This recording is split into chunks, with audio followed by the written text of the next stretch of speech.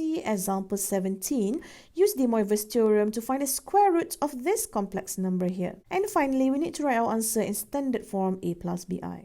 Now let's take our polar form and rename it as z. So now we have z equal to 4 cos 60 degree plus I sine 60 degree. This is now in polar form, so we can straight away do our calculation. We want square. So if you want to find square root, this is n is equal to 2. So when we are doing square root, your n now is equal to 2. So later on, we know that our k should be from 0 and 1 only. We just stop here. Okay, so now let's rename here as wk. You can write this as any variable that you want actually. So let's open up the formula. This is square root. Okay, and open up the bracket, cos plus I sine. And for your angle here, let's take your theta, divide by your n, which is 2. And don't forget to write plus 360 degree k. So let's simplify. 60 divided by 2 is 30 degree. 360 degree divided by 2 is just 180 degree. So our general formula is 2 equal to cos 30 degree plus 180 degree k plus I sine 30 degree plus 180 degree k. So we'll use this general formula to get our final answer.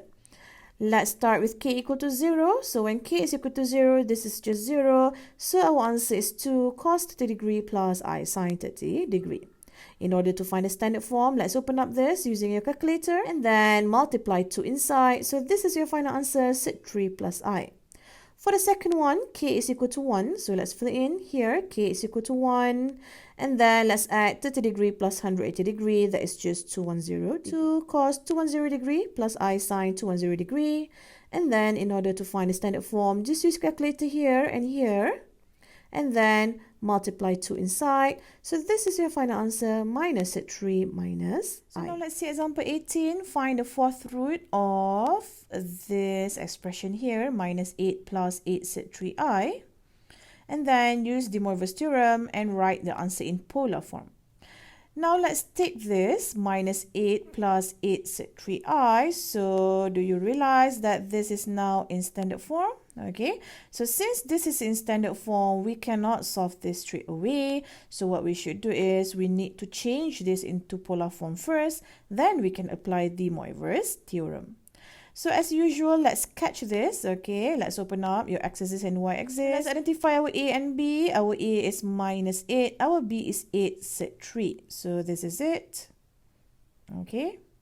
So you are now in second quadrant. So now let's find our r here. So this is just Pythagorean theorem, square root of a squared plus b squared. So this is 16. And then let's find our argument. Let's start with the reference angle, inverse tangent, modulus b over a. Okay, so this is just inverse tangent set 3. This is 60 degree. So let's find our true angle. Our true angle is 180 degree minus our reference angle, 60 degree. So the answer is 120 degree. So now we got our polar form. Z is equal to 16 cos 120 degree plus I sine 120 degree. So now let us straight away use De Moivre's theorem to find root 4. So now this is root 4. Z of root 4 is just r to root 4. And then open up the bracket. So inside here, what we should do is write the structure cos plus I sine. So for your argument, what we should do is we need to divide it by 4.